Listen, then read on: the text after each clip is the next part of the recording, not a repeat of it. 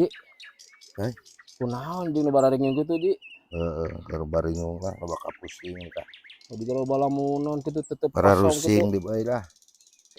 Tenang lamun kieu bari nempo pamandangan endah cuaca halodo. Naon. Keur tarik pikiran di dieu euy.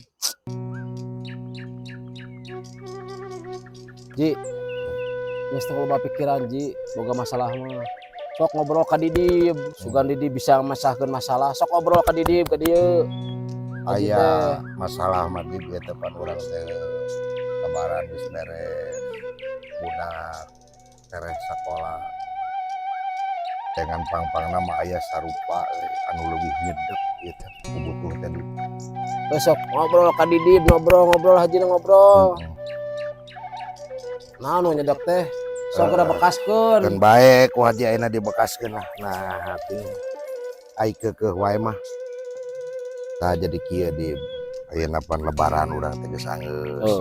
Budak beres sakola pangabutuheun di imah naon itu ieu.